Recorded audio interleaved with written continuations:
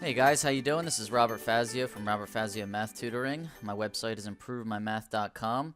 Today I'm going to show you how to simplify these exponential expressions, and whenever you do these in a textbook or homework or a test or a quiz, the teacher is going to want the final answer using only positive exponents.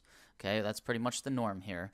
Now what they may teach you is to simplify these things, put all of your exponents, all of your variables and exponents in the numerator, and then from there move anything that has a negative exponent to the bottom, and then you're pretty much done. But it breaks it down into two steps, and I feel like the method that I'm about to show you is a little bit easier, quicker, more efficient, which is my strategy at all times, be more efficient.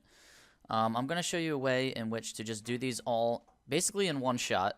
It puts the variable in the right spot on the first try, and then you really don't have to worry about it from there. All right, so we're going to do 3 examples today. Let's start with number 1 here. Always start with the constants. There are some constants here, a 4 and a 16. We're just going to treat that like 4/16. Okay, so if I had to reduce 4/16, well, they both have a common factor of 4. 4 goes into 4 once, 4 goes into 16 4 times. I have my fraction bar. I'll just put the 1 on the top and a 4 on the bottom, just like a 1/4. All right, now the variables. I have x to the 5th on the top and x to the 3rd on the bottom. I treat this like a game of top versus bottom, okay? These guys are playing for the top team. These guys are playing for the bottom team. Now I look at the exponent, whichever one's bigger. Okay, x to the 5th versus x to the 3rd. Who's bigger, a 5 or a 3? Well, a 5 is.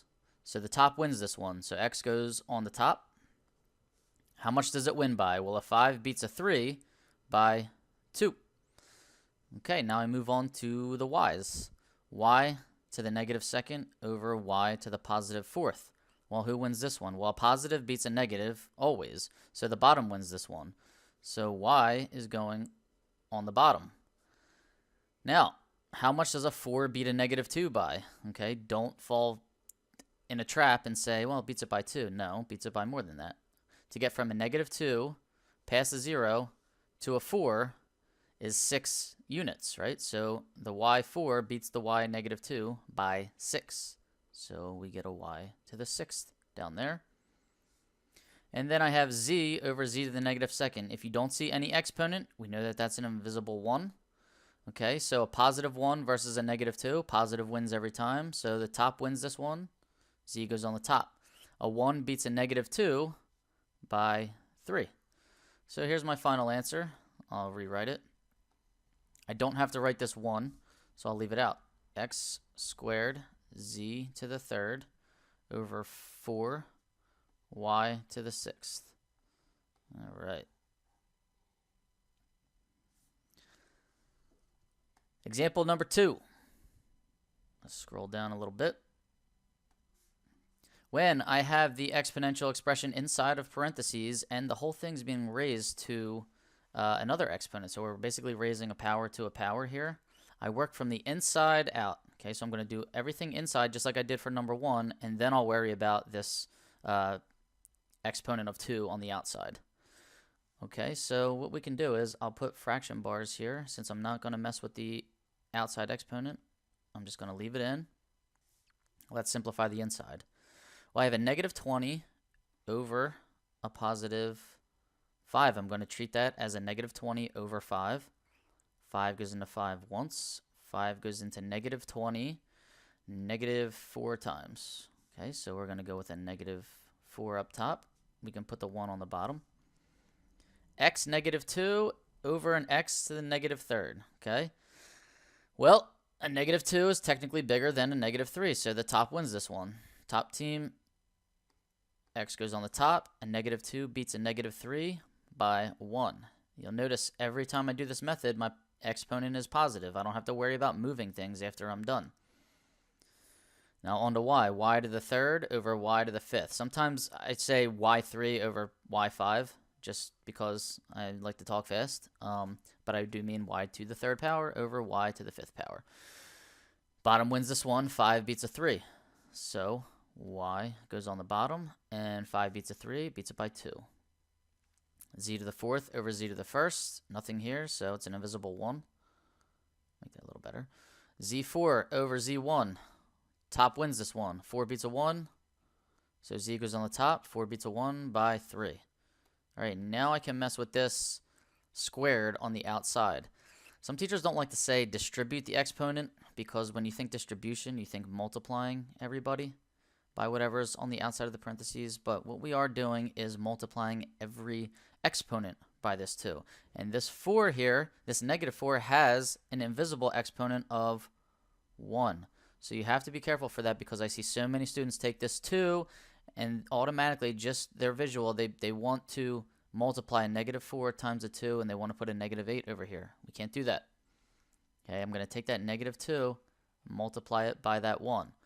Multiply it by this 1 and multiply it by this 3. And I have to do the bottom. This is a 1 to the first power. We're actually just going to omit this. We don't really need this. Okay, 1 to the first power, 1 squared, still going to leave me a 1. So I really don't need that 1 right there. I'm going to distribute to that exponent. Multiply it by 2. So now I have a negative 4 squared. Okay, so we don't need the parentheses anymore. I'm just going to put the fraction bar in.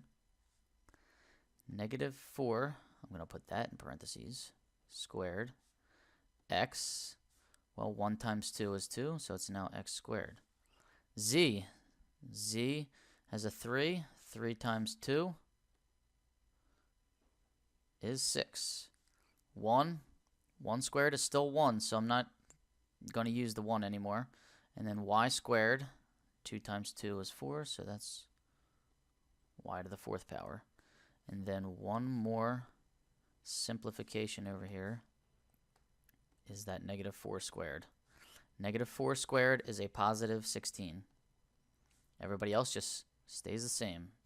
X squared, z to the 6th, over y to the 4th. I can't cancel anybody else. I can't simplify this any further. All right, that is my final answer. Okay. Third example. When the whole thing is being raised to a negative exponent. Okay, let's put our fraction bar in. Put these parentheses in.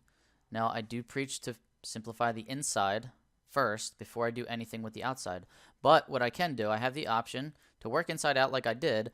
I can also take this negative 2 exponent, make it a positive 2, and flip the whole inside.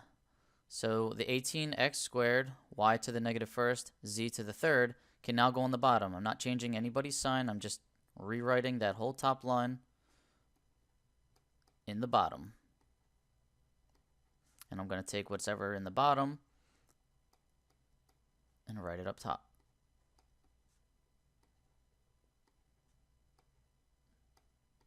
Okay, now I just turned it into the last example.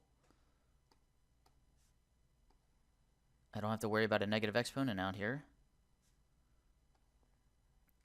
We don't like negative exponents, okay? We want to be positive.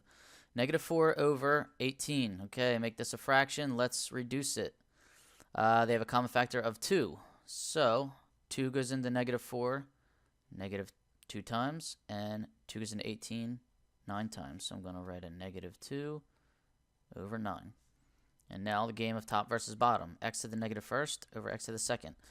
2 beats a negative 1, so the bottom wins. X goes on the bottom. 2 beats a negative 1 by 3. Y's. Y to the 3rd over y to the 1st. Well, a 3 beats a negative 1, so the top wins this one. Y goes on the top. 3 beats a negative 1 by 4. Okay, now Z. Z to the negative 2nd over Z to the 3rd. A 3 beats a negative 2. Z goes on the bottom. Bottom wins by 5. And now I can mess with that exponent. I'm going to come around this way and write it down here. All right, everybody is getting raised to a second power. There and there. So that had an invisible 1, that had an invisible 1. Don't be tempted into just multiplying that constant by 2. All right, I see that happen way too often. All right, negative 2, my bad. 1 times 2 is 2, so that gets raised to a second power. Y to the 4th. 4 times 2 is 8. That becomes y to the 8th. 9 to the 1st. Okay, 1 times 2 is 2. 9 squared. X to the 3rd. 3 times 2 is 6. That gets me x to the 6th power. Z to the 5th. 5 times 2 is 10. So that gets me a z to the 10 power. I'm still coming left. Now I'm just going to simplify the constants. And negative 2 squared is a positive 4.